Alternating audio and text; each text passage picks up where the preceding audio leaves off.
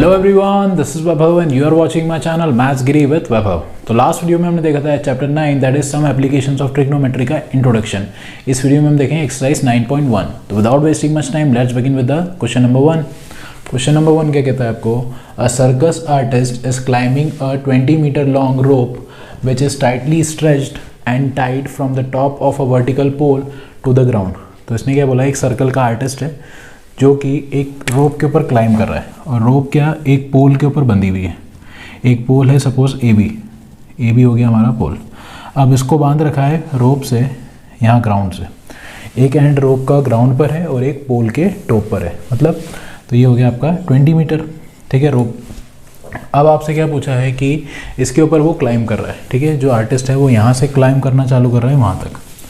अब आपसे पूछा है कि find the height of the pole, pole की हाइट निकालनी है आपको if the angle made by the rope with the ground level is 30 degree. तो ये जो रोप है ये ग्राउंड लेवल से जो एंगल बना रही है, ठीक है, वो 30 डिग्री है, ठीक है। तो आपके पास क्या क्या पूछा है आपसे? ए बी की हाइट पूछी है, मतलब पोल की हाइट पूछी है, और ए सी दे रखा है, ठीक है। अब जो ये पोल है वो ग्राउंड लेवल के साथ 90 डिग्री बनाएगा, ठीक है। तो हमारे पास क्या हो गया, एक ट्राइंगल हो गया जिसके अंदर आपको ये दे रखा है कि वो एक परपेंडिकुलर है, मतलब राइट एंगल ट्राइंगल है, ठीक है। उसके अंदर आपको हाइपोटेनस दे रखी है और एंगल दे रखा है 30 डिग्री, ठीक है। तो लिख लेते हैं। तो let the length of pole be A B, ठीक है। लेंथ ऑफ पोल हमने मान ली ए बी, और आपको थीटा दे रखा है दैट इज़ 30 डिग्री, और AC की लेंथ दे रखी है दैट इज़ 20, ठीक है।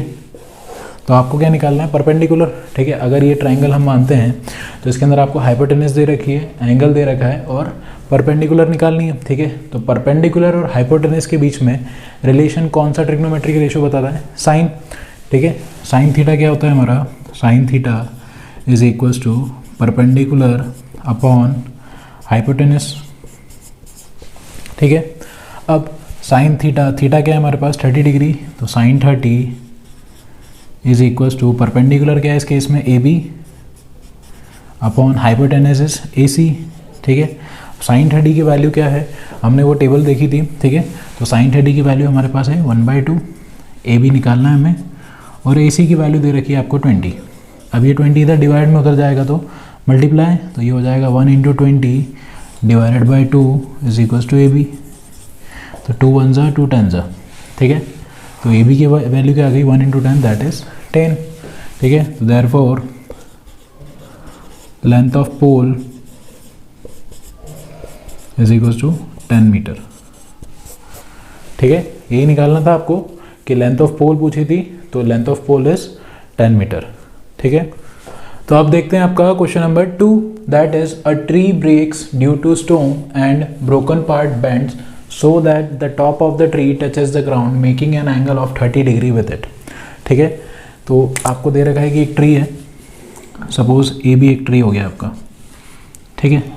अब स्टॉर्म की वजह से ये जो ट्री है ये बीच में से कहीं से टूट गया, ठीक है, और टूट के अलग नहीं हुआ, ठीक है, टूट के सिर्फ बेंड हो गया, और जो टॉप पार्ट है वो ग्राउंड से टच हो गया, ठीक है।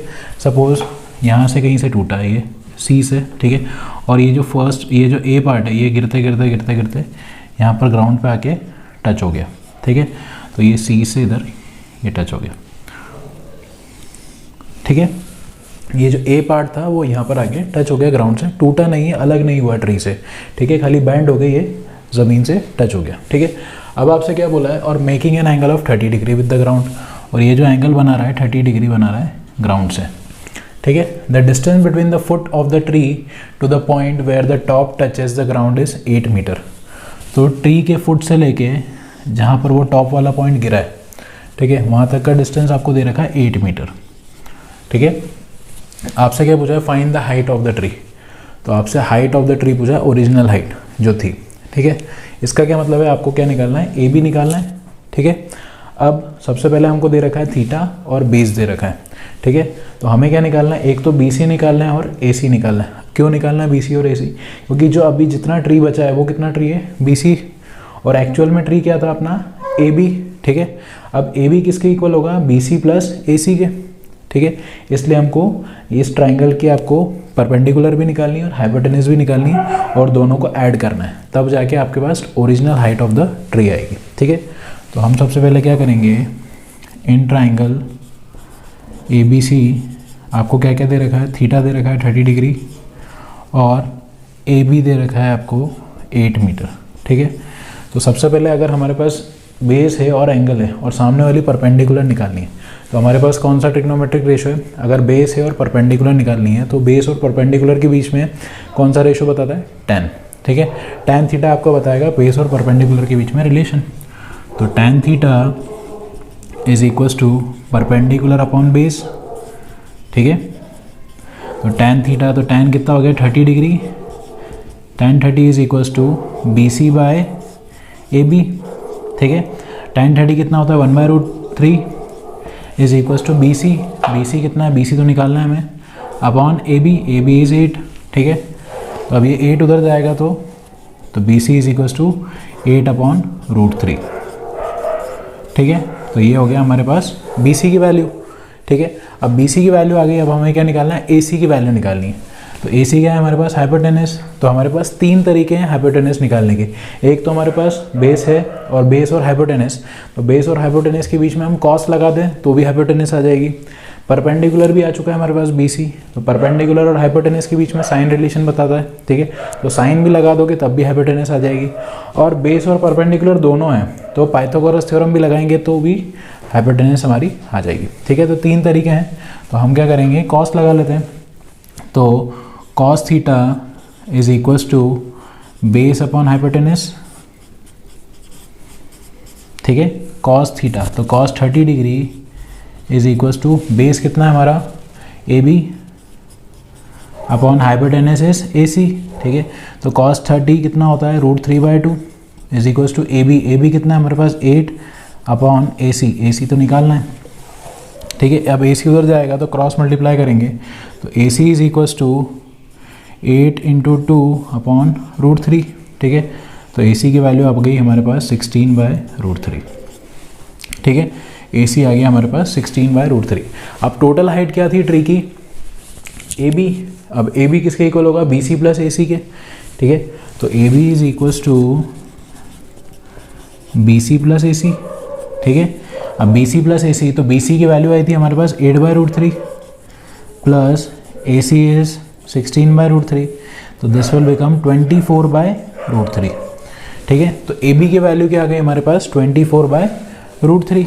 पर हमने गलती से 9th क्लास में ये पढ़ा था कि डिनोमिनेटर में हमने रूट नहीं होना चाहिए, ठीक है।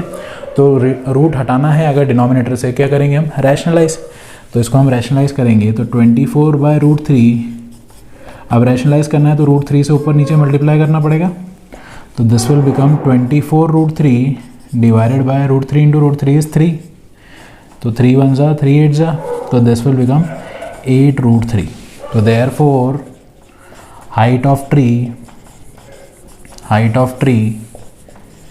इज इक्वल्स टू 8√3 मीटर, ठीक है। तो जो ओरिजिनल हाइट ऑफ ट्री थी दैट इज 8√3 मीटर, ठीक है। अब देखते हैं आपका question number 3, that is a contractor plans to install 2 slides for the children to play in a park. For the children below the age of 5 years, she prefers to have a slide whose top is at a height of 1.5 meter and is inclined at an angle of 30 degree to the ground. ठीक है, एक contractor है तो वो 2 अलग अलग age group के children के लिए वो स्लाइड बना रही है, ठीक है। अब उसने क्या डिसाइड किया है कि for the children below the age of 5, जो 5 साल से छोटे बच्चे हैं उनके लिए उन्होंने हाइट फिक्स करी 1.5 मीटर स्लाइड की हाइट है और वो इंक्लाइन कितने पे है 30 डिग्री पे, ठीक है। She wants to have a steep slide at a height of 3 metre and inclined at an angle of 60 degree to the ground. तो थोड़े जो बड़े बच्चे हैं उनके लिए वो स्टीप स्लाइड चाह रही है, ठीक है, थोड़ी स्टीप होनी चाहिए। तो उसकी एंगल दे रखा है आपको 60 डिग्री और उसकी हाइट दे रखी है 3 मीटर, ठीक है। What should be the length of the slide in each case? तो आपसे पूछा है कि दोनों केस के अंदर स्लाइड की लेंथ क्या होगी, ठीक है। तो सबसे पहला केस देखते हैं, केस 1 छोटे बच्चों वाला, ठीक है। अब पहले केस में क्या बोला है आपको, हाइट दे रखी है, हाइट इज 1.5 मीटर, ठीक है, और थीटा दे रखा है आपको 30 डिग्री। ठीक है, तो इसका हम डायग्राम बना लेते हैं। तो ये हो गया आपका डायग्राम ए बी एंड सी।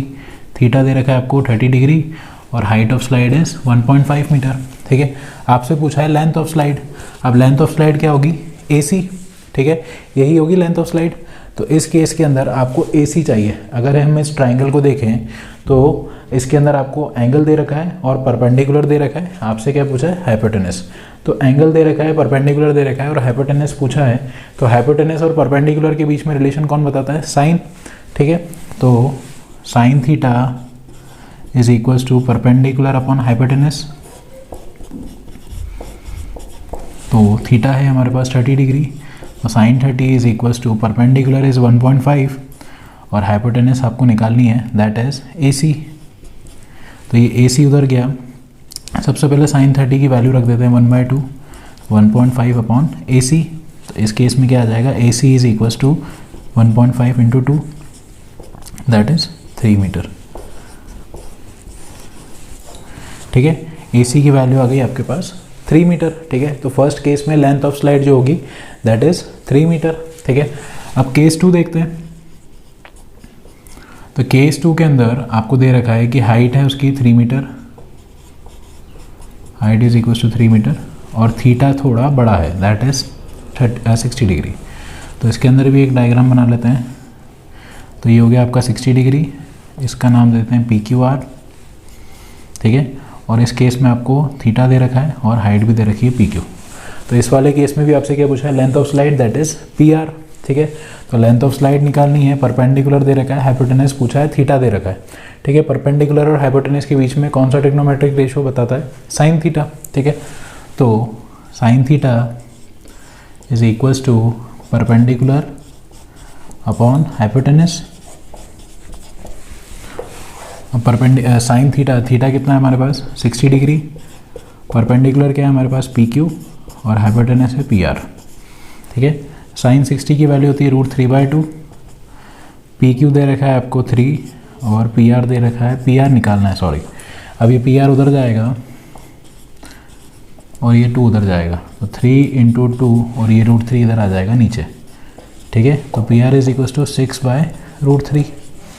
ठीक है, अभी हमने देखा था लास्ट क्वेश्चन में भी कि दैट इज अगर नीचे रूट आता है, डिनोमिनेटर में रूट आता है, तो उसको हम रैशनलाइज करेंगे।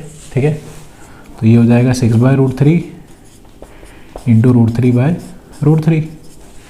तो ये हो जाएगा 6√3 और √3 इंटू √3 कितना होता है? 3। तो 3 1 जा 3 2 जा, तो this will become 2√3 metre.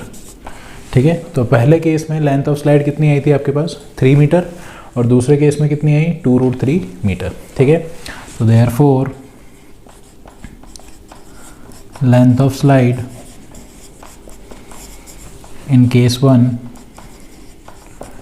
Is equal to 3 metre और in case 2 is equal to 2√3 metre.